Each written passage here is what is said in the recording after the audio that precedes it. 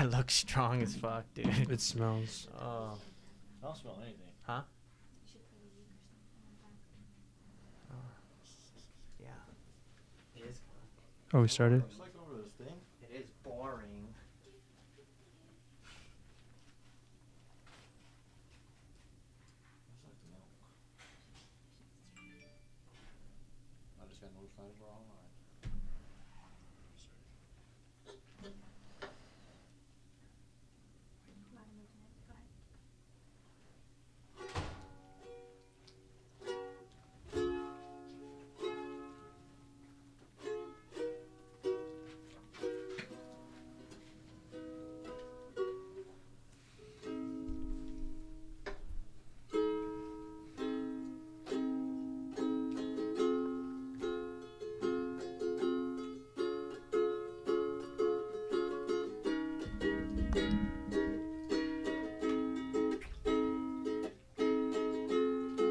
What's up, guys? Welcome to TATtalk.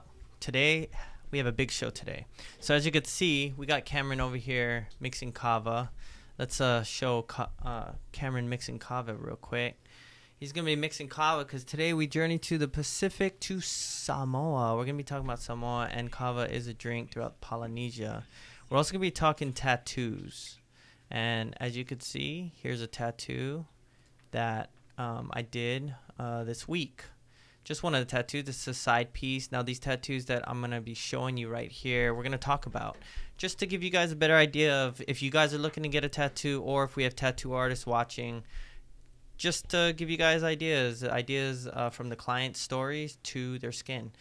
Next, here's a piece. Here's a tiki that's over 30 or 40 years old, actually. And he wanted to bring it back to life. And we did that right here. And I'll show you the technique I used or what I did, but also to show you guys what's possible. Here's another tattoo I did that was actually a 2-day tattoo, 14 hours long. We're going to talk about the meanings in it and different things. That's just the side view.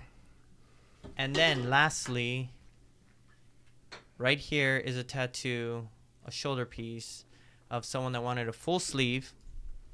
And he wanted a full sleeve, but he wanted to cover that up. So I'm going to walk you guys through what I did, the thought process in covering that up, and also including meaning, because his tattoo had a lot of meaning in it.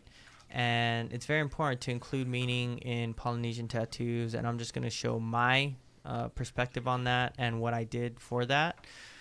And I'm not going to show you what the end result was on this cover up, but stay tuned and you'll see what the full sleeve ended up looking like.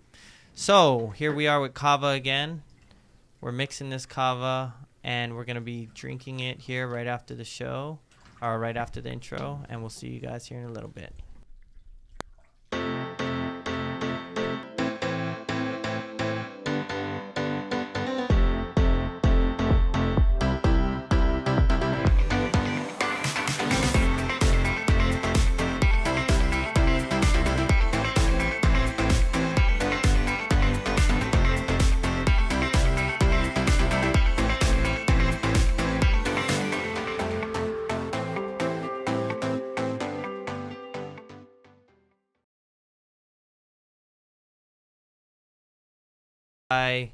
By having some kava. We're going to start the show by drinking some kava. So let's see, Robert, I'll go ahead and give this to him. Why don't you tell them about kava? Okay. Yeah, why don't you tell them a little bit facts and everything about There's a bunch of facts, but also we have some stories, many stories, all of you know, that come out different for kava. And one of the ones interesting to me were Vanuatu. It's about twin orphans, a boy and a girl, who one day the sister was going to be married off to a stranger, and she didn't want to be married off. So the brother stood up for her and fought for her freedom, basically. The stranger didn't like this and shot an arrow off, which ended up killing her. So the boy brought his sister home and buried her and mourned, and he would visit her daily because he missed her sister. Well, eventually a plant started growing from the grave that's never been seen before. A plant coming from her spot that wasn't a weed. It wasn't bad. So the brother let it grow for about a year. And him grieving for a year wasn't just him visiting her, but he wanted to see what this plant was going to end up being. So one day he seen a rat at the bottom of the roots just laying there. It just looked dead. So being that he couldn't grieve for his sister much longer, he thought, let me eat these roots and maybe I'll finally go with my sister to heaven. So he ate these roots, and for some reason he didn't die. He just forgot the depression, the negativity, and he became happy. So daily he would go back and eat these roots, which we now know is kava. So he eventually taught his people about the roots and the use of it, of forgetting, all the bad stuff, which is pretty cool. You think? Yeah. I mean, there's a lot of different, that's Vanuatu, but there's Fiji. So many, there's so many different stories. And I know that, what I do know is that Fiji was given by the gods. That's another story. Mm. And Fiji is kava or ava. In Samoa, they don't have the letter K, and I heard, it's ava, even in Hawaii. And it's made from the ava root, but it's a downer, I guess you'd say.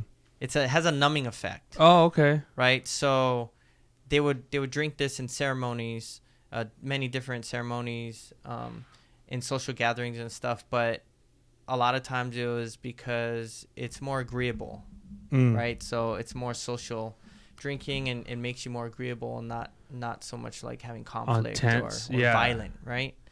So anyways, because this was done in ceremonies, and we are taking our journey to Samoa today, Cameron over here, what's up, Cameron? How you guys doing? Cameron is turning 21 this week, so in honor of that, congratulations on your 21st birthday. You made it. So we are gonna drink to Cameron and to Polynesia. So let's have some kava. Drink up.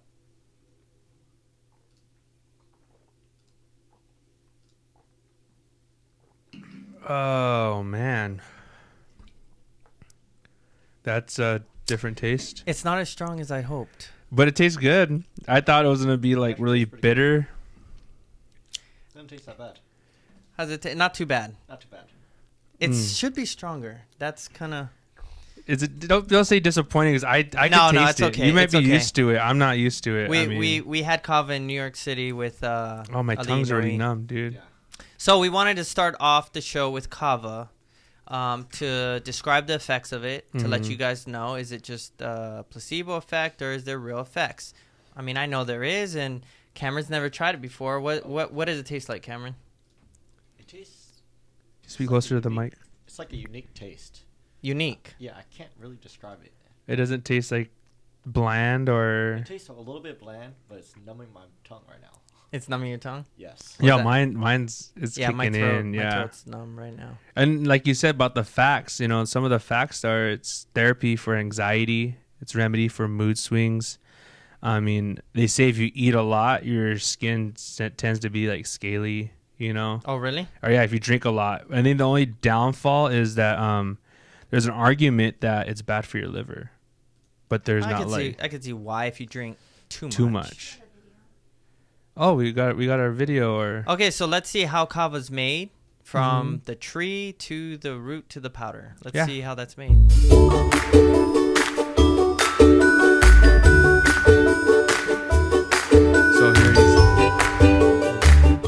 So here he's picking out the branches. Those branches are usually two different thicknesses. So you either get a real thick one or a real thin one. You always want to go with the thick and lighter green branch for the better tasting kava root. And then there he's going to pull away the roots, but you got to be careful not to lose the roots, because it's going to you're going to lose all what you're trying to make. And then you're going to wash them, clean them, chop them up, and eventually you're going to put them out to dry. It's good to see where kava comes from, you know, drinking it and seeing it from the plant. So natural, like it's just from the earth, you know. Mm-hmm. So you want to dry it out. So eventually, when you dry it out, you're gonna grind it. But some cultures, they don't dry it out long. No. No, they just water it and then they just start smashing it. And I guess that's what makes it more bitter. The less you dry, it's the bitter the flavor of kava. So there are different there's styles different of styles of it. making kava. Yeah. I heard Fijian kava is the strongest. Yeah, that's they say Fijians. I think that's It what must we be how tasted. they, Yeah. how they make it. And it's just how much they let it dry before they grind it down to the powder. So here, after they chopped it, they're gonna send it off, and people like us buy it, Yeah. and then we chop it up to make to what we have now. Well, we just can buy the powder. Yeah. But I guess if you buy it as a dried root, Mm-hmm. then you can make it the powder yourself. I guess this is how you can do it yourself. You get a little bullet, grind it up, Yeah, that looks and you're set. easy. Just add water. How much easier can that be? Just add water. Add water. Yeah, you know, a fun fact, as I was doing research, Mhm. I heard that in the past, they actually would chew the kava and spit it, and that was the way they would strain it. And they would do that and put it aside before they mixed it with water. And they did that. They did that before the missionaries came. When the missionaries came and watched them do that, they said that's Unsanitary. not healthy. Oh, okay. Yeah, unsanitary. And then they changed the way that they would make the kava. Right here we have a kava bowl. This is over 100 years old. This most likely would be a tourist souvenir. It's still old. You could see the top where they have different embellishments of it's kind of missing. There's some missing shells, but it's an old artifact from early 1900s or late 1800s, kava bowl, and the many different legs they have. And as you can see, the bowl that we used to mix the kava in only had 4 legs. And another thing that during research, I heard that the more legs they had, the more they could charge tourists. So you could see the distinction between Samoan kava bowls and Fijian kava bowls based on the legs. I see a lot of Fijian bowls have 4 legs, and the Samoan ones have 28 legs or 18. It all depends. But that's just a fun fact. Something else. We have a number of different bowls. The one that we were mixing from is over 100 years old, and it has been used in ceremonies. And there's a number of different bowls we have here at the museum, so come by and check it out. I was just about to ask you, where did we get this bowl from? The museum, right? Yeah. The People's both. Museum? Yep. The People's Museum. Your museum. Your guys' museum. If you guys haven't came by to check out what we have a lot of things. We actually just went to Hawaii. We got back from Hawaii. Uncle Helamano blessed us with many things. Yeah, so many. And you guys got to come check it out. So before we start, I want to just say aloha to everyone watching right now. Tui Ono, I hope I said that right. Kalani, April Lynn, Tom, Kalani's always on. How's it, Kalani? Kalani's the Eileen, man. Pono, what's up, Pono? He's always on. Ryan, hey, thanks for joining us, guys. So we, those of you that don't know about this show, we've been getting a lot of views and a lot more people messaging and interested. So I just want to let you guys know if you are re-watching the show, because we are going to have it on the page. Check us out every Tuesday, like today, every Tuesday at 6:30 California. We're here in San Diego, California. So you can come on live and comment, ask questions, say what's up, let us know where you're watching from, because we try to be as informative as we can, but we also like to engage with you guys, and you guys share information from your family, from your history, your culture. That's what we want, and it's been doing good. So thanks a lot for that. So before we start the show and our journey, what's new? We have a little current event. Yeah, we have a actually event going on this weekend, and from our brothers from Parbar want us to share. It's a CNMI relief concert, which is going to be November 18th from 1 to 7 p.m. There you go, the flyer. In San Diego. and it's for the Category 5 typhoon that's hit the Marina Islands. Marianas. Sorry, I can't pronounce that. But that's going to be like Saipan and Tinian. They were ones that were hit the worst, like just destruction everywhere, which is one of the, if you guys don't know, a Category 5 typhoon is literally just wipe out anything that's in front of it. So everybody come Sunday and help the relief and join the concert. Yeah, check it out. And if you want to know more, check the guys out at Bar. It's they have a podcast as well. The they're from Facebook Guam. page. Check them out, Bar, and ask them questions about that concert and help out however you can. So, all right, let's move on to our journey to Samoa. Let's talk about Samoa, guys.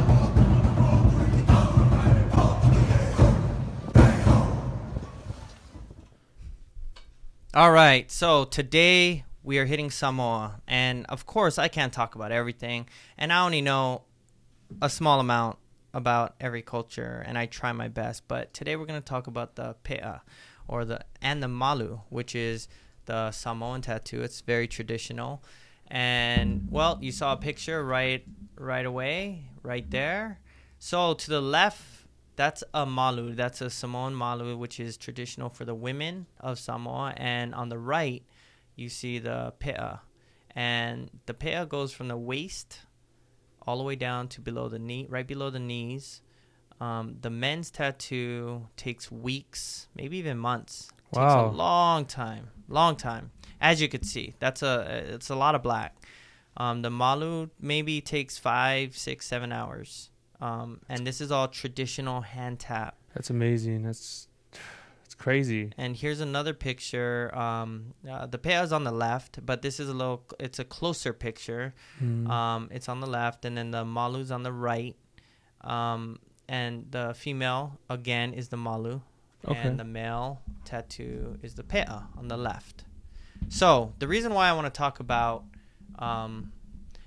just, the pe'a and the malu in Samoan tattooing is because Samoa is one of the cultures that kept the tradition of hand tap taken back to 1500 BC. Oh, wow. Over 2,000 years ago till today, they kept it. A lot of the cultures had it, banished and did away with it because missionaries came and they had to do away with the tattooing tradition. They just saw it as like taboo, or? Yeah, I mean, Christian values and the Christian way of doing things. You shouldn't do that, so they did away with it. Samoa is one of the cultures that kept it, and they have this basically the roots, where it comes from is there's a legend of twin sisters from Fiji. They were Siamese twins. Oh, wow. Connected, and they basically took the tools from Fiji and they swam across the sea to Samoa, and on the way over they were chanting a song, and in this song, it was a long song, but it basically was saying, the women get tattooed, not the men. The women get tattooed, not the men. And along the way they got distracted by a big giant clam on the bottom of the ocean, and when they swam down to get it, they couldn't find it, and it said that clam was enchanted and wanted to distract them so that they didn't take the tools to Samoa. But when they came back up to the surface and they continued over to Samoa, they mixed up the words of the song, and they said they were chanting or singing, "The men get tattooed, not the women." Oh, so they got back? They switched it up. So when they reached Samoa, they went to the first village and the family, and they gave the tools and they taught the tradition of tattooing. And then they went to the next village and family. Well, one of those families that was given those tools and, you know, taught the tradition of tattooing carries that tradition to today. So that, wow. you know, and that's over 2,000 years. Yeah. It's very, very special. And it's important to know that's where this tradition of tattooing comes from. Also, the word tatau is the root word of tattoo. Yeah. Where we get it. And most of you guys probably know that. Yeah. But that's why I kind of want to discuss that about Samoa, and we're talking about Samoa. So let's go back. Here's a front view of the pe'a. Right here. Here's a front view of the pe'a. And as you can see, a lot of black, but it's very distinct. The design and the details are very distinct to the person that gets it in Samoa. Wow. That's the front view. Here's the back view. That's the back view. A lot of black. Jeez. It's important to know that these tattoos have a lot of meaning. Mm-hmm. A lot of meaning. And let me just point out really quick. Let's see. I'm gonna practice this. Right up here. Yeah. Yeah. That's pretty good, huh? So right up here on the back, the center of the back, there's a line going across, and that would be the va'a, or the canoe. Okay. Okay, so that's the canoe, and that's where they first begin the pe'a. They begin with the canoe, and the canoe is very important throughout Polynesia. But in Samoa, their tradition is that the person getting the tattoo at that moment is the va'a for his family. Oh, wow. He's like the canoe, Yeah. right? And then as it goes along the side, you can't really see it, but You have something like on your arm? yeah, basically, fun fact, this tattoo Boom. Look is at those guns. right here. So not the band, but from here down is based on the pe'a given to me by master tattooist Siluape Pilimo'o. Oh, wow. He's based out of Maui, so check him out. This is all hand tap, but this was based off the pe'a. And if you could see, this would be the spears that I'm talking about. Okay. Maybe you can't see. Let's see right here. Yeah, so it's coming from here out, and from here across the back, right here would mimic the va'a, or the canoe. Well, it's gonna mimic the back, the back of the pe'a. Okay, yeah, I get what you're saying. So whoever's on his back, that's like a smaller back, but it's on your arm. Yeah, it's on my arm. But I want to show you the spearhead. So this would be a spear. Mm-hmm. And basically protecting the family. Oh, you know, and okay. there's so much. There's so much. I don't hand tap. I didn't go and study the Samoan pe'a and the traditional ways. But I have studied a lot, trying to just gain knowledge in my craft. Yeah. And I've learned a lot of different symbols and meanings throughout, but there's a lot of interpretation, and I've heard the same symbol meaning different things throughout. So I just want to give you a little bit like the va'a, the canoe, just to give you an idea of how every little thing in that pe'a means something. It definitely means something. And every tattooist or tufunga would do it differently based on responsibilities, genealogy, who the person is, their family, everything like that.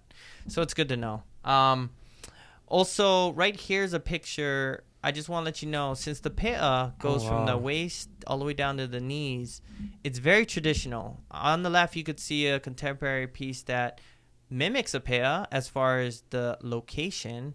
And even, I would say, even the way that it's stylized, going up over the ribs and that's like a side view. Yeah, that's a side view. Okay. On the left side, that's a side view of someone from their like ribs down to their knees. But it's not a pe'a. Oh, okay. The right side is a traditional pe'a, and that's just to give everyone an idea of how it's very specific. It's not just the location. It's more than the location. It's meaning. It's the meaning and the way, the setup of the way it's put together. So if someone walked around with the one on the left, basically don't be confused for the one on the right. There's no tradition following that. Right. I mean, the one on the left is just a contemporary Polynesian piece, which is what most people are getting today. Exactly. It's just Polynesian, a mix of all symbols and designs and cultures. Most likely just celebrating Polynesia and appreciating the culture. I mean, hats off to. I mean, that's a big and piece. It's a nice piece. Yeah, it's a really nice piece. Yeah. So then you have the female Samoan traditional tattoo, the malu. Mm-hmm. And right there you could see it's not as black. It's more intricate, but it also has meaning. Right here you see a close-up view of the malu. Right there in the back, you see two diamond shapes. Yeah. That design is actually called a malu. It represents, what I've heard. It represents the house and different people in the house of a house, because the malu in general represents the women's protecting the house, being the responsibilities of the house outside the house. And so both the men and the women have responsibilities, which these tattoos reflect big time. Basically, wow, that's powerful. Yeah. And here you could see a group of women, just celebrating their culture with their malu. It's beautiful. I mean, it is. It's very distinct. You won't see this specific patterns and tattoos in any other culture. No, and it's so powerful. I mean, it's the connection, with each other, just as a people. I mean, it means so much to them too. Right. So that is the pea, and just to let you guys know, the pea actually stands for flying fox. Okay. Oh. Okay, so the flying fox is a bat. It's the okay, largest bat, yeah. and the whole pea, the whole tattoo is supposed to represent the flying fox or the bat hanging upside down. That's what it's supposed to represent. Oh, wow. But the larger symbol for it is how the flying fox takes care of its family. It's all about family. The Samoans were really about nature and family, taking care of the family, a community, the village, all that. But also you couldn't be a chief if you didn't have a pea. And I think there's a reason for that, right? Yeah, the really good reason is when you endure weeks, maybe even months of pain like that, you come out the other side a different person. Yeah. You learn to endure pain. You learn to meditate. Yeah. Self-talk and get through things. When you want to quit, you get through it. And I could see that. I could see how, I could see it because I tat for, let's say, 10 hours on someone, and I don't even know how they're doing it, but 10 hours they get through it. I know deep inside they want to quit. Yeah. They want to give up. Well, imagine a pea. For a month or weeks. Weeks. It's like someone saying something bad about you. You're like, small potatoes compared to what I just went through, Exactly. Yeah. Exactly. And then to lead a village. Yes. Let alone your family. Mm-hmm. That speaks a lot about the culture and how they respected each other along with nature and upheld their own duties. Yeah. And if you didn't get through the pea, you were disgraced to your family. Ooh, that's so bad. if you started it and didn't finish it, really bad. I wonder if that ever happened. I wonder if that. I mean, I'm pretty sure probably is. I'm sure it probably did. But that's too bad. But in ancient culture, the if you went and got the pea, that's basically life or death. Yeah. I heard that it was like a 50-50 chance. You might die of infection, loss of blood. Back then, they didn't have antibiotics and medical and all that other stuff. They had natural way of healing. But, I could imagine that. Oh, so you escape death if you come out with a pea, 1,000 years ago. I guess that's why you come back as a different person either way, Right. So it's a lot of respect. But it's good for everyone to know also that this is where the roots of TATtalk comes from. Yeah. Right here. Today we're doing a lot of Polynesian blends, a lot of tattoo symbols that, we put modern interpretation to it and everything. But it's good to know where this comes from and see what it looks like as a foundation and then go from there. And how much of the same it still looks like it was back then. I mean, Right. it's still true to the original. It looks like, I mean, I'm not a tattoo Right, artist, and but a it lot looks is like it. shaded. A lot Yeah. is black and white, and they never did that. You know, Mhm. they never did that. But there's so much to Samoa. Yeah, there's a there's lot. so much, and there's so much to every culture. But Mhm. we can't sit here and talk about everything. You know. Wish we could. We wish we could. But Yeah. as we go throughout Polynesia, or the Pacific, Mhm.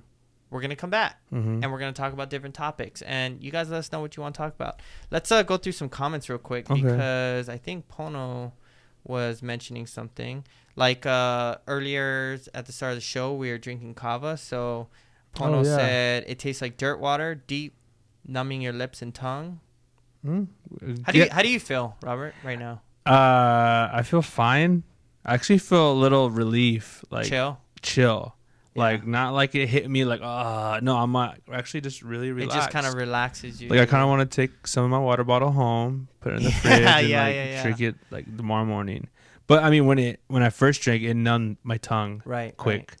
But it did flatten me out. I feel like the edge just came off. Like this is gonna be a good show because I feel good. Yeah. And this is a good natural drink for everyone at home. If you know, I've seen kava in tea and other things at Walmart and stuff.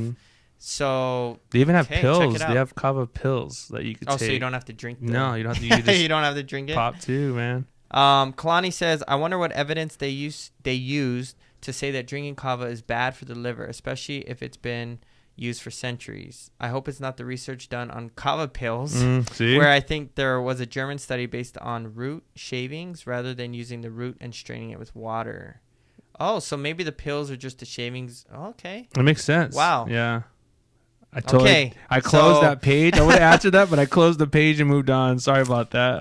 Pono says chiefs would drink it before any meetings or discussion to hopefully keep the peace. They say Fijian kava is the best because I heard it's the purest as opposed to other kava they mix with stuff with it.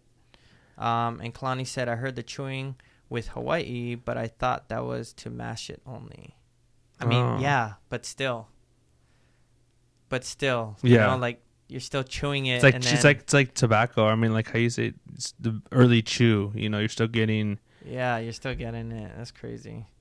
All right, guys. So, and then Paul Pukani, how's it? He said, I've seen a malu pattern on a male tapper's hands. Does that have different significance? You know, that's a good point. That's very interesting. I'd like to know if the male tapper was European, if he was Samoan, and if he was Samoan and he knew exactly what he's doing, maybe it had other meanings. Yeah. Maybe it was in remembrance to something, or like I don't know, because the malu is a female pattern. That's why I've actually seen some malu patterns on men in Polynesian tattoos, like contemporary Polynesian tattoos. I don't know why, but like that's why I never do it personally. He said he's Samoan. Oh, he's Samoan. So yeah, maybe there's a specific reason. Maybe I'd like to know. Yeah. I mean, I know that Rihanna did that. She I did. don't know if you know that, but yeah, Rihanna got she did get a symbols hand. on her hand, and it was malu patterns, and then she got it covered up later. Oh, yeah, that's crazy. Why? Right? Just I don't know. Maybe she didn't like it. Maybe she had some bad dreams. Maybe. Yeah. Maybe. Was there like a thing for the pe'a, like no, that's not it. Going through would you say rites of passage? Would it be or? Oh yeah, so when they got a pe'a, that was a rite of passage. You had to be approved to get a pe'a. No one could just get it. I mean, you had to be an upstanding person of the community. Oh, you had to earn it. You had to earn it. Oh, okay. For sure. And if you and then when you go to get it, there's something called a sao, and that's someone that you ask to get the tattoo with you. Oh, okay. So traditionally, people would get it at the same time so that you can go through that pain together with family or friend that's there with you. Oh, okay. But yeah, it's a rite of passage. So when you get through that, you're a man. Yeah. Oh, yeah. From a boy to a man. No questioning that. For sure. That's a crazy rite of passage. But yeah, I could see that. So that's Samoa. If you guys have any more questions or comments, please share. We're right now going to go into some tattoo talk. Yay, Okay. tattoo talk. So we're going to highlight some of the tattoos done this week here at IslandTAT because a lot of these tattoos I don't post. We do so many tattoos and we only post a few. And I think you guys would want to know or see some of these tattoos and hear the stories along with some technique. We have tattoo artists watching. We also have clients, or maybe you guys want a tattoo. So hopefully this will help in deciding. Or if you go to artists and they suggest certain things that you don't agree with, please, don't ever feel forced to get the tattoo because it's for life. And you don't want to regret it. And we get clients that come in with 5 cover-ups, and now they want another one. On top of this, on top of that, and it's just layered, and it's a big mess. Caught the birthday cake. Yeah, it's just layers and layers, and you got to stop it real quick and be like, wait. You got to do it right. If you want to cover up, do it right. So we're going to talk about some cover-ups, and we're going to show some of that. So let's start off with this first piece. This was a Filipino girl that came in. She definitely wanted the Filipino sun and stars. I normally don't do the stars only because it normally doesn't flow with the piece, but I try. I try my best. So she wanted a side piece, and as we did our consultation, travel was really important to her. Only because she loves to travel, and she was very young, but she still traveled a lot. Her parents travel a lot. So I definitely wanted to include travel in her tattoo. I want to include the sun. She wanted I think it's called Sambuguita flower, which is the Filipino flower. Oh, that's the one on the bottom, yeah? Yeah, that's on the bottom left. And then family was important to her. So as you can see in the top right, I'm going to do this. I'm going to get good at this. At the top right, you have some leaves. Now, the pandanus tree is known to they would weave and baskets and mats and different things. So the leaf pattern can represent family by coming together, bringing together. It could also represent, for me, I like meaning family as far as leaves of a plant, one plant growing, has many leaves, but it's still one unit, one plant. So family is up top, right there. Yeah. Next layer. Okay, so this is the first time I'm doing this, guys. So bear with me. All right, so family up top. As you could go down, you see the Filipino sun. That's on the flag. So that's representative of her culture all the way through. I have some ferns in there for growth. As you could see right here, you see the swirls as part of the sun, but also above it. The fern grows. It's a budding, fern, new leaf, representing new growth and new beginnings in life. So for her, it's like she's very young. So it's like you're about to grow and, blossom. There you go. Yeah. Blossom. Underneath, she has a flower in place of a star. And then below that, she has the spearheads. Now, the spearheads represent genealogy. And we're going to get into that a little later because most people think, well, maybe it's warrior spirit, fighting spirit. And that's more of a modern take, and that's fine because it is a spearhead, as you can see. So that can be used as a spearhead. But what I learned also is genealogy, and we're going to talk about that a little later. But this is her culture and genealogy coming out of the sun, carrying forward. Oh, wow. And then you have travel on the very bottom. If I could jump over onto the photo, I would. But there's a bird. Yep. To the rear of that photo, there's a bird. If you could see it, you could see it. If you can't, I get it. Okay, so, but it is a bird, and it's flying, and it's traveling. So that right there is a side piece that I did, and might give you some ideas. So this next piece, it was a gentleman that came in with a very old tattoo. Wow. It was a tiki. That's actually, can you go in my office? You're gonna see the tiki over there on the paper. So he came in here with a tiki, over 30 or 40 years old, and all tattoos, guys, the lines will thicken up. And when the line's thickened up, that's what it looks like in so many years. So if you have tattoos that are detailed, lines super close together, where when it's fresh, only a year old, when you take a step back, it kind of looks all black already because it's so detailed. Well, then you'll know in 20 years, this is what it's going to look like naturally. There's no technique that you can do in a tattoo to keep a line from blurring or getting fatter. That's just the UV rays, that's your skin growing. I mean, it's just natural. So when you get a tattoo design, as far as me, I try to use, if I'm going to do very fine detail, I use a really fine needle.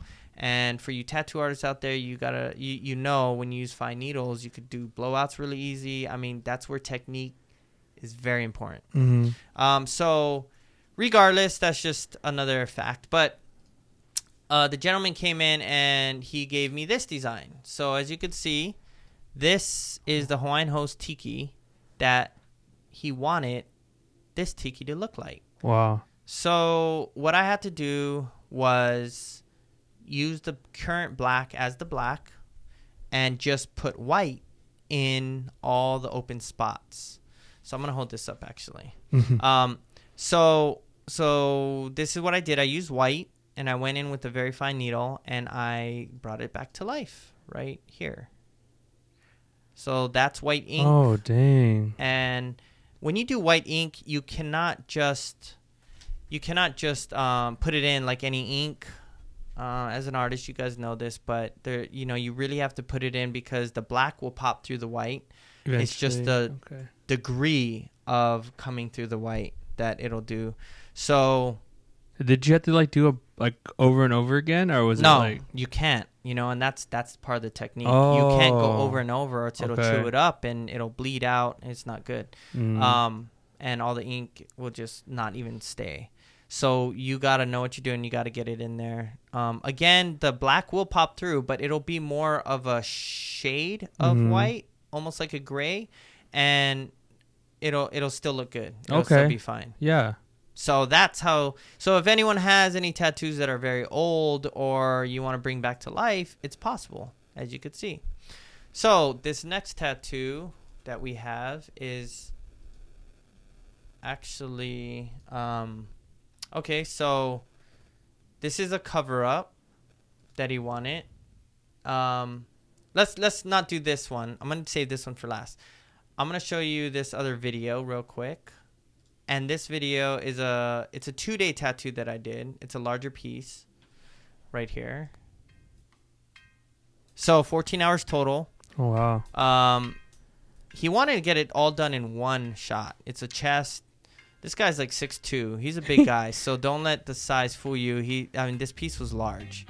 He wanted to get it all done in one day because he's traveling. He had to fly in and fly out, but we were able to get it done in 2 days before he flew out on the second day.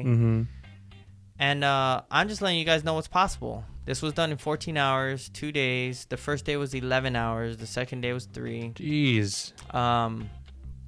And basically, he's in law enforcement. We included protection. This is when I included the warrior spirit, you know, because of law enforcement. Family was included in it, growth, and protection because of his being in law enforcement. So that was just a quick sample of a large piece. Yeah, well, 14 hours, man. That's 14 hours. I mean, not everybody can do that. You say it's doable, but that's his first tattoo. I know, but even as an artist, I mean, yeah, that's Josh. That's Josh proof. That's like you pushing through. Not everybody could just do that. As far as an artist. Yeah, like you're talking to people who are like artists. Okay, so for those of you out there that want a tattoo, yeah, I would say patience is the most important thing. Even those of you that have been tattooing, patience, because towards 3, 4, 5 hours, you already start lessening the quality of the tattoo because your body can't take it. Your hands start cramping, your eyes and all that. So you got to take breaks, 10-minute breaks every hour and a half or something. But the key is to push that 4, 5, 6 hour mark further and further and push yourself. Okay. Push yourself. I mean, honestly, right now, my peak is like 10, 11, 12 hours. I mean, that's where I'm like, okay, I'm going to have to stop because at that point, my hands are cramping, you know, my eyes are starting to like get all shaky. I'm never going to lessen the quality of it, but I'll probably go slower. Okay, I get what you're saying. You know, because you got to really make it right. But it could be done, you know, and that was just a sample of a large piece. Okay, so here we go right here. This is the last tattoo. And this is a very interesting one. I want to highlight this one specifically, not only because it's a cover-up, but because of the meaning of the tattoo. Okay? So we're going to walk through this tattoo, showing some examples of putting meaning into symbols in modern times today, along with someone's life and how things happen. So this gentleman came in, and he had this tattoo that you see. It's, I think, an Om symbol or Aries, or I don't know. It looks like you know, one of those Egyptian- zodiac signs. Oh. But it's very thick, as you could see. It's very thick, and he wanted a full sleeve.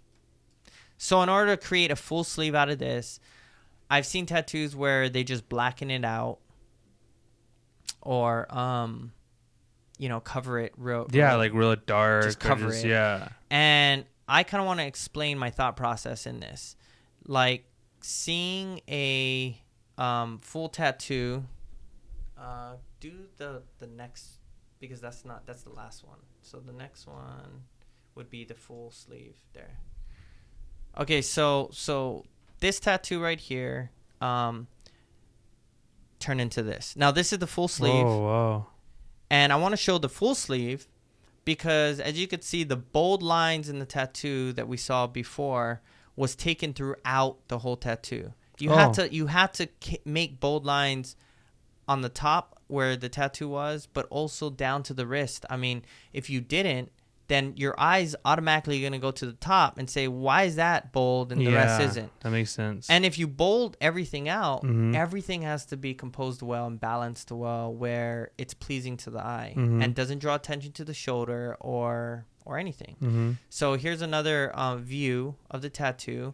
And as we talk about this tattoo, I want to talk about meaning. So I don't know if you could see it in this view. So as we're talking, he's from Hawaii. He's Hawaiian. He's been out here and he's in security. Okay. You know, he's actually did that his whole life. I think I know who yeah, this actually is. this gentleman, it's the man right here. Yeah, he's done a lot of things. I didn't ask permission to say his real story, but it's really interesting. Maybe later I'll let you know who this guy is because it's pretty crazy. But regardless, as I was designing the tattoo, let me just say every little piece of this tattoo has meaning. But I'm gonna point to right here in this area. As I was drawing and designing it in the first designing stages, I designed near his elbow this kind of diamond shape or star shape, right in the middle area. And then as I was doing his bicep and his tricep area, these circles were forming. And when I designed through feeling. I designed through flowing and then what I feel based on his story. So we talked for 2 hours before an hour, you know. So as I kept doing it, I don't ever design like that. So I would erase it a couple times and then I would redraw it. And right away, what popped out to me was an owl. Oh, wow. Like a face of an owl. Like this would be the beak right in the center. And then the two eyes, the large eyes on the bicep and the tricep. And I don't know if you can see it in this view, but that's what kept popping up. And this has happened in the past before when designing tattoos. Yeah. And when that idea comes to my mind, automatically I have a feeling it's supposed to be here. So automatically I asked him, what's your amakua? And amakua in Hawaiian is your like guardian, your family guardian, protector. And he said the pueo, which is the owl, which just confirms because I've done this with shark, I've done this with like gecko, all these different things. And I said, oh, that's why. So that's why it's designed like this. You'll never go through any tattoo I've ever done and see this setup ever. So it was meant to be. And that's his amakua. So right there in the center is his amakua. But every other piece has meaning. You know, he loves the ocean. That's why you see the scales, the fish scales on the bottom. Genealogy's in there. I mean, everything. If you go to the next photo, you know, he has the fish hook on the inside, the shark's teeth on the bottom. Now, this is a very interesting story. We're going to finish it off, you know, with this story. So in this next photo, you could see the inside of his arm. There's a different symbol, and it's right down here on the inside of his arm, and it's going up and across. Up and across. I got to get this right. It's going up and across near his armpit down to his elbow. So what that represents is fish with their head in the water. Oh. Now, does that look like fish? I mean, not head in the water, head in the sand. Does that look like that? I see the fish. Yeah, so it's like fish. Yeah. The normal fish pattern, but actually, can you go to this? Okay, so as you could see, it goes like this, right? Yeah. And the normal fish pattern would be like that. So on his arm, he specifically wanted fish with their head in the sand. And there's specifically 7 of them. Now, obviously, this isn't a traditional way of doing things, but I had to improvise based on his story and what he specifically requested. So he had 7 fish in the water. As you could see, this would be the fish. I hope that makes sense. Now makes sense. Does that look like it now? Yeah. All right. So as you can see, the 7 fish in the water. Let's look at the tattoo again. Oh, wow. Okay. So what this represents is when this gentleman was 6 years old.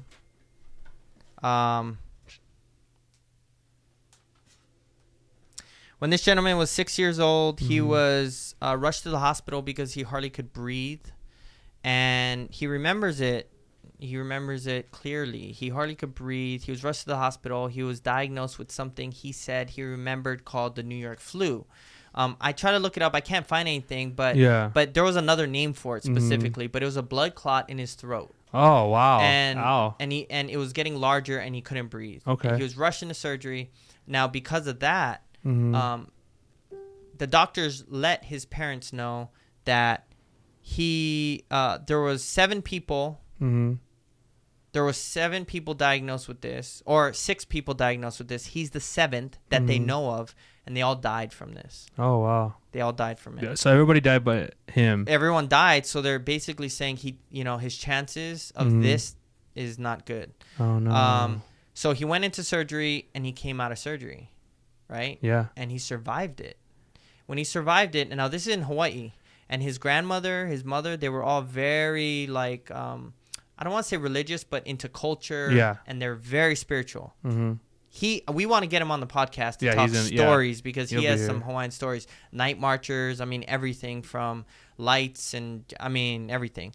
But regardless, he comes home, but this is the story. When he comes home, he looks in his fish tank. They had a saltwater fish tank that he loved playing with the fish. He was so close to the fish. And when he came home, all the fish were buried in the sand. All of them. They all died. What? They were all dead, and their tails were up. See, the odd thing is when fish die, they either float or they're just hanging out on the bottom. All these fish were buried, tail up, in the sand. And when he asked his grandma, look at the fish, what happened? His grandma just said, a life for a life. They gave their life for you. Now, That's deep. It's deep. That hit me. And this is culture. Yeah. This is culture, and this is what really happens. I asked him, well, why the fish? Of all things, why the fish, And he said, oh, I love the fish. He loved the fish so much that as a 5-6-year-old, before bath, sometimes maybe like 2-3 times in a week, he would sneak a fish out of the fish tank. He would put it in his waistband right here in his underwear, and he'd hide it from his parents. He'd go in the bath. They'd make a bath for him. He'd wait till his mom leaves. Then he'd throw the fish in the water, and he'd swim. He'd let the fish swim with them. Yeah. And every time the mom at the end of the bath would put the water down. She'd see the dead fish on the bottom and get him in trouble. He didn't really realize like a saltwater fish can't go in the fresh water, and, you know. But he loved the fish so much, so I think that connection was made, and so he wanted 7 fish because he was the 7th person in the that story. Damn, that's beautiful, man. And you can still see the scar and everything, but hopefully we get him on. He'll come on. But that tattoo once again was a cover up. Here's a quick before and after of the cover up picture. Ooh. And basically that centerpiece, that whole centerpiece is mana, or the universe, and energy surrounding the universe. And once again, it's just working with what they have and being pleasing to the eye, allowing it to be pleasing to the eye. Man, I can't even see it. Yeah, it's different. It's something that I just want to share this because I see a lot of cover-ups that I wish I had photos to show, but a lot of cover-ups where they just go over things and they allow it to pop through. They allow the old tattoo to pop through the new tattoo and just let it go. And I want to let everyone know, get creative and try and think of ways that you can do it like instead of just blacking it out. Yeah, and also, like, once again, it's really important that if you're going to have bold lines like that, go over the bold lines, try to keep as much skin as you can. So as you could see, even underneath that symbol where the line is, I kept that white. It's really important to keep as much white as you can and carry it through the whole piece. Yeah. So that's it. So that's part of the tattoo segment. So I wanted to go over some tattoo design. I don't know if we have time for that. Oh, is this a tattoo tutorial? Tattoo tutorial. Tutorial. I mean, that's what I wanted to do. Do we have time for that? Yeah, we got like 3 minutes. We could push it a little longer. Yeah, we got the breadfruit. How's it, everyone? So everyone joining us, thanks for joining. Please share. Let us know where you're watching from. Fred, Travis, Rowena, Joshua. How's it? Fred, again, mahalo for sharing. Awesome, nice tattoo. Thank you. And yeah, we want to hear from you guys. Share your culture and where you're watching from and stuff. So really quick, I want to explain. Oh, sorry, I'm looking at the wrong thing. Okay, so I kind of want to explain something. What I said earlier about the genealogy and the spearheads. So as you could see, and please don't mind the crooked lines and the quick drawing, because this is only for demonstration as far as everything. So I'm going to do a guideline right here. That's just a guideline. I wouldn't tat it, but when I draw it, I actually do that as a guideline. And as you can see, these will be the spearheads. Now I'm going to do it just very general. This is really, really general, just to give you guys an idea of what I'm talking about. Dang, smooth. You must do this a lot. Yeah, kind of. Okay, so everyone sees this. This is probably the most common tattoo design or symbol in Polynesian tattooing. First off, you could color all this in, and I'm just showing you guys variations, and you already see it. You see it in all the tattoos out there. Oops. So you could color it in, or you could go dimensional. Oops, I moved this. Okay. Oh, sorry. Okay. I'm trying to be quick because time.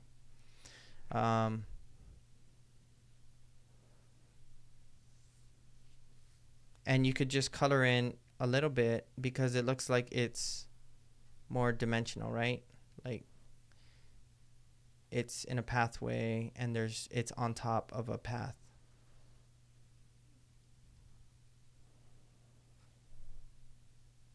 Now, hopefully that's a good example. And you might see spearheads just like this.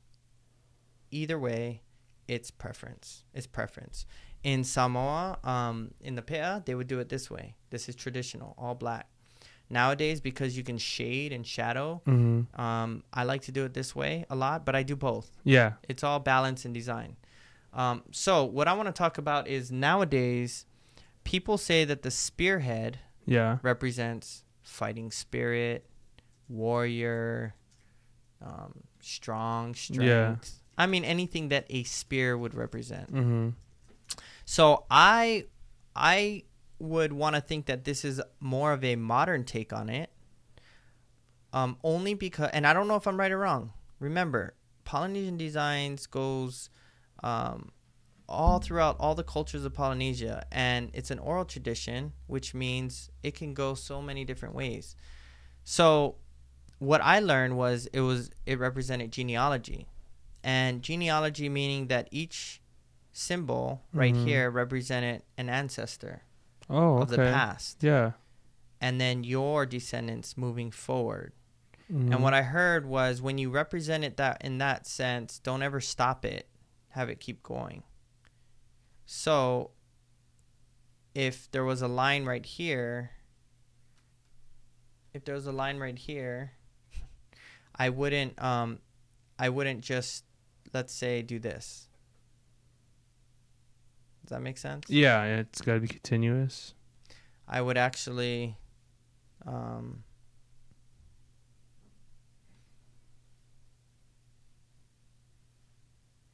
like that, like it went through it, I guess, because you'd never want to stop your own ancestry. Yeah, you want to keep going, right?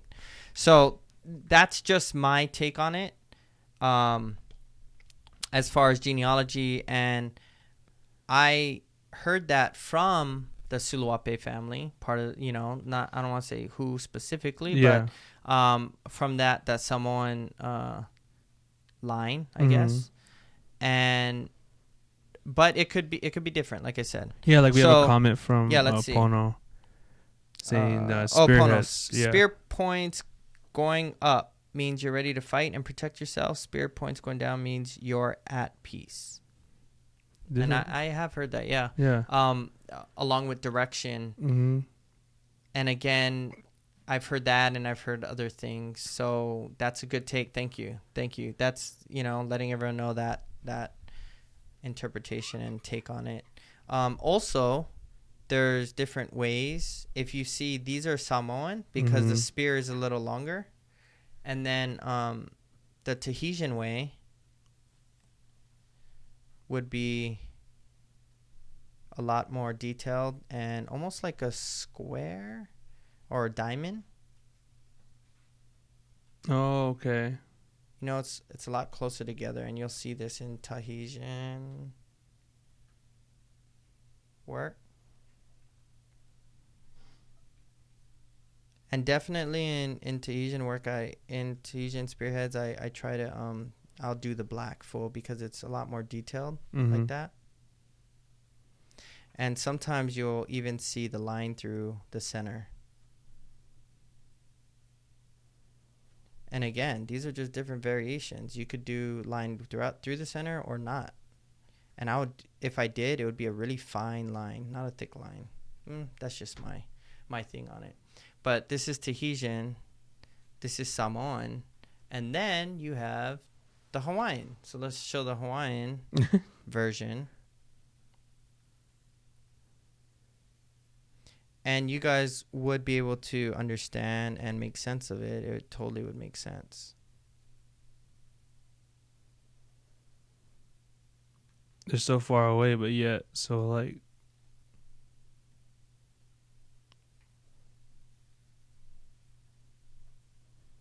And it's funny because they're all being done like the same way, right?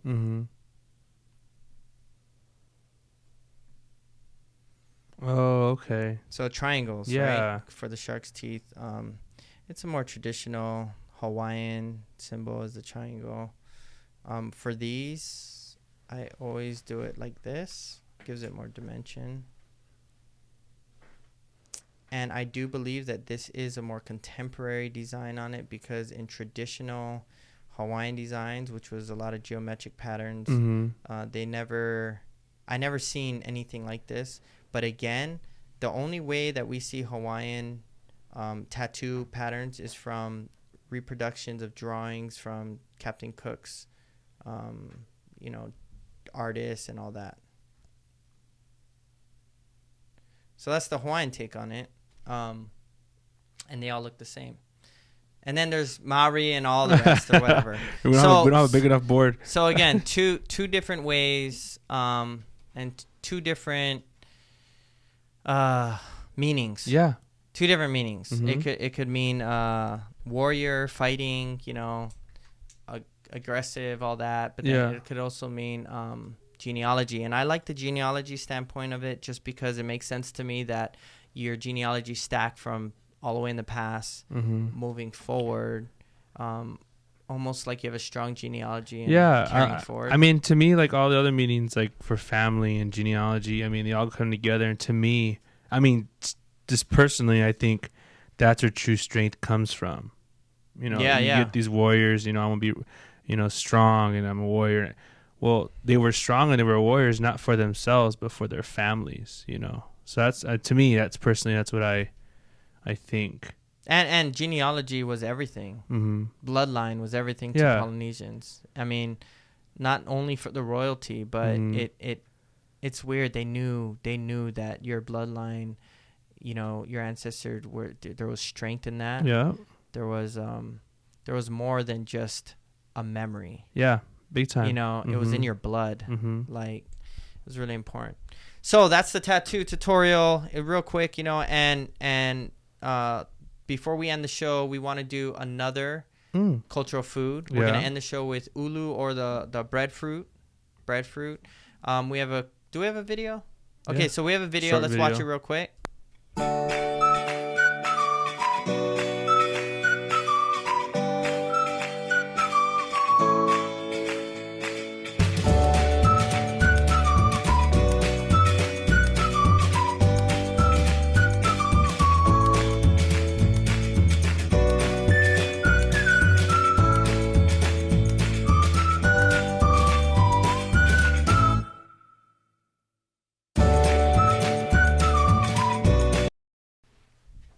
All right, there you have it. So breadfruit, it's a staple food throughout Polynesia. Some fun facts about it. Let me see. Let's see. So looks yummy. That's a good fact. I mean, whoever cooked that, does. Who did that? Can you see it? let's see the breadfruit. So right here, first off, why is it called breadfruit? It's called breadfruit. It has a starchy flavor and fragrance that resembled fresh baked bread. Oh, that's fun fact. Oh, it's bread? Huh? Wait, you said it was a fruit. Breadfruit. That's what it's called. It's called breadfruit. Okay. The Hawaiian word is ulu.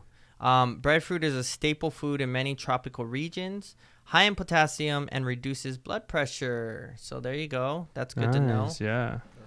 That's good. It kind of looks like pineapples, huh? Yeah, it looks like... I mean, cut up. This is cut up, but in the video, you saw the breadfruit whole. This breadfruit dish was cooked simply by steaming and adding some Hawaiian salt and coconut milk. It's best to be cooked when the breadfruit isn't yet ripened, but because we got this shit from Hawaii, it was really ripe when we got it. Yeah. So we couldn't find any breadfruit here, and we did want to show breadfruit as part of a cultural food because, again, it's a staple Polynesian food. Yeah. And we couldn't find any out here in San Diego, California. Fred said it's ono with onions and salt. And coconut milk. And I love coconut milk. So let's try it out. Okay, so we're going to try this breadfruit. Thanks, Fred. Ooh.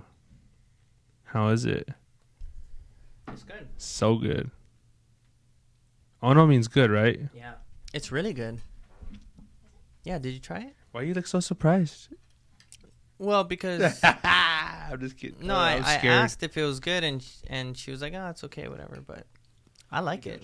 Yeah, I could eat it. I could eat that all day. I can't. You don't like it? I feel like throwing up. I don't know, actually. Really? Mm-hmm. Perfect.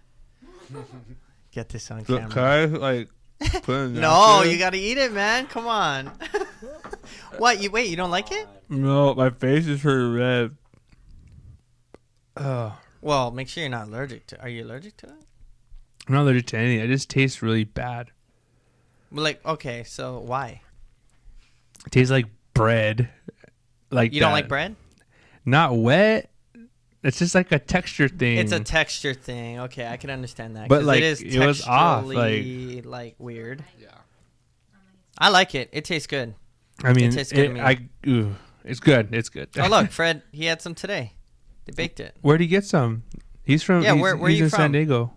He was asking if we're in San Diego, or he's in California, right? Oh, where'd you get it? Can you get it here in San Diego? He said it's good with Poke, raw fish. I don't know if I can eat that either. I haven't tried that yet.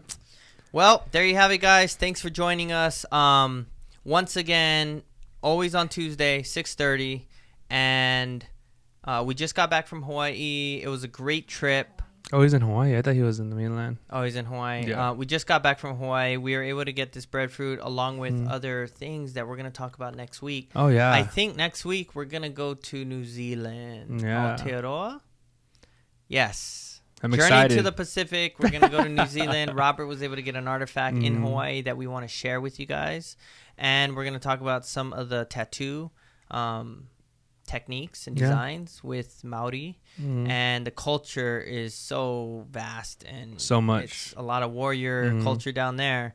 But yeah, we'll see you guys next week, Tuesday at 6:30. And thank you for joining us. We'll see you guys then. Shoots.